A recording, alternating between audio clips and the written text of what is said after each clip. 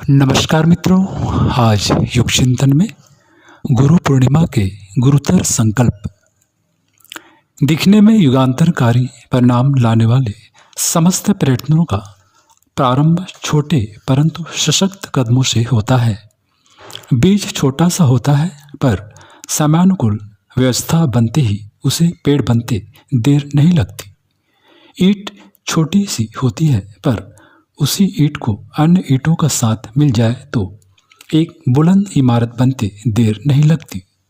अखंड ज्योति परिवार, गायत्री परिवार भी युग परिवर्तन की दिशा में उठा हुआ एक ऐसा ही साहसी कदम है, जो भले ही दिखने में छोटा लगता हो, परंतु यह विश्वास रखना चाहिए कि यही आगे चलकर बढ़कर समस्त विश्व में आदर्शवादिता का, उत्कृष्टता का वातावरण तैयार करने में सफल हो सकेगा। जाहिर है कि इतने बड़े उद्देश्य की प्राप्ति के लिए हमें कुछ महत्वपूर्ण कदम उठाने पड़ेंगे। घर में विवाह की छोटी सी व्यवस्था बनानी हो तो उसकी तैयारियां महीनों पूर्व प्रारंभ हो जाती हैं। तो युग परिवर्तन जैसे ऐतिहासिक उद्देश्य की सफलता तभी सुनिश्चित हो सकेगी जब प्रत्येक गायत्री परिजन इस महापूर्णाहुति के निमित्त अपने कर्तव्य का दायित्व को समझेगा व उसके अनुरूप उचित व्यवस्था बनाएगा। इस हेतु उठाए जाने वाले मुख्य कदमों में से पहला कदम इस गायत्री जयंती से अपनी गायत्री उपासना को नियमित व व्यवस्थित कर दिए जाने से लिया जा सकता है। गायत्री उपासना का सरल परंतु प्रभावी विधान परम पूज्य गुरुदेव पंडित श्री राम शर्मा आचार्य जी द्वारा रचित शाश्वत ग्रंथ गायत्री महाविज्ञान में से पढ़ा जा सकता है। जो लोग पूर्व से ही गायत्री उपासना कर रहे हैं, उन्हें तो मात्र अपनी दीक्षा के दिन लिए गए संकल्पों को पुनः स्मरण करके उनको श्रद्धापूर्वक क्रियान्वयन की व्यवस्था बनानी है। और जो अभी तक दीक्षित न हो पाए हों, परंतु गायत्री उपासना में उनकी निष्ठा हो, उन्हें पहला अवसर मिलते ही युगतीर्थ शांति कुंज की यात्रा करके गायत्री मंत्र दीक्षा लेने के साथ इस पुनित कार्य को आरंभ कर देना चाहिए। माला कितनी की गई, इससे ज़्यादा महत्व इस बात का है कि की जा रही उपासना में निरंतर हो, धैर्य हो व व्यक्तित्व के समग्र परिवर्तन का भाव सन्निहित हो। यह एक प्रमाणित सत्य है कि भाव, विचार, कार्य की त्रिवेणी जुड़ते ही दिव्य परिणाम दृष्टिगोचर होने लगते हैं। दूसरा कार्य गायत्री परिवार के संगठनात्मक परिवार के रूप को ध्यान में रखकर प्रस्तावित किया जा रहा है। अपने परिवार की स्थापना के पीछे का मूल भाव पारिवारिकता, आपस का प्रेम, सहृदय आत्मीयता ही रहा है और इस भाव का पुनर्पोषण सभी केंद्रों पर वहां से जुड़े सदस्यों के जन्मोत्सव को मनाने का क्रम आरंभ करने से हो सकता है। बेहतर होगा यदि क्षेत्र की प्रत्येक शाखा स्थानीय स्तर पर एक भावनाशील परिजन को, जो यदि सभी क्षेत्रीय परिजनों को जानते हो तो अच्छा रहेगा, को इस कार्य हेतु नियुक्त कर ले। उनका कार्य क्षेत्र भर के सभी सदस्यों की जन्म व विवाह तिथियों को इकट्ठा करके एक सूची तैयार कर लेने का होगा। उस दिन विशेषकर वे उनके घर जाकर कर्मकांड प्रदीप में दिए जन्मदिन संस्कार पद्धति के अनुसार उनका जन्मदिन मना ले।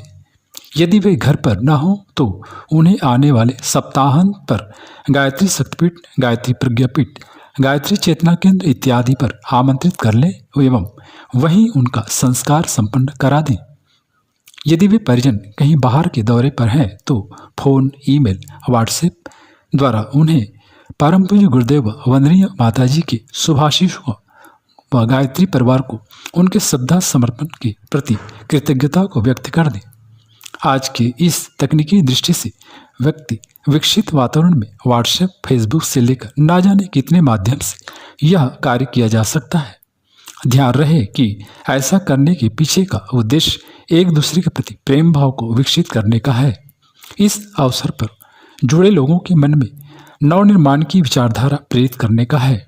उन्हें मानवीय जीवन की गौरव गरिमा याद दिलाने का है।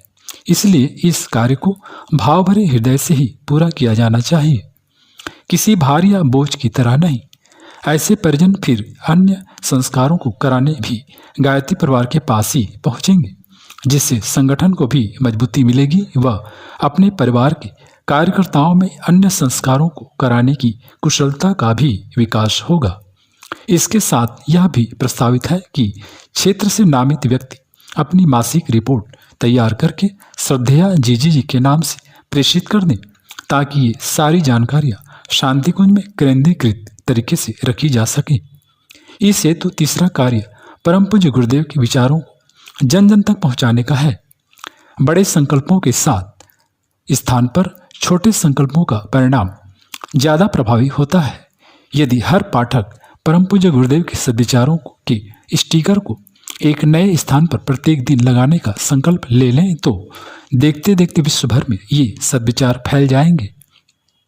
ग्रामीण क्षेत्रों में यही कार्य दीवार लेखन के माध्यम से किया जा सकता है, तो शहरी इलाकों में हर व्यक्ति अपने व्हाट्सएप ग्रुप वाले माध्यम से परम पूज्य गुरुदेव के एक एक सद्विचार को प्रत्येक दिन पोस्ट करके कर सकता है। जो लोग समर्थ हैं वे लोग अखंड ज्योति की पत्रिका की सदस्यता बढ़ाने से लेकर पुस्तक मेलों व वाङ्मय स्थापना जैसे महती कार्यों का दायित्व उठा सकते हैं। मार्ग कोई सा भी हो, इसके मूल में भाव परम पूज्य गुरुदेव के विचारों को जन जन तक पहुंचाना है।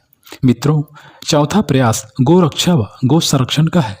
वृद्ध एवं अपंग गोवंश के पालन के लिए गायत्री परिवार द्वारा अनेकों गौशालाएं चलाई जा रही हैं। इतनी गायों के संरक्षण के लिए जो आपसे बन पड़े वो दायित्व निभाने की आवश्यकता भी है। इसके अतिरिक्त भी कुछ संकल्प लेने की जरूरत है, जैसे चमड़े की वस्तुओं का त्याग, गो संवर्धन, गो उत्पादों का उपयोग आदि। इस गुरु पूर्णिमा के पावन पर्व पर उपरोक्त में से किसी एक संकल्प को हमें अवश्य लेना चाहिए।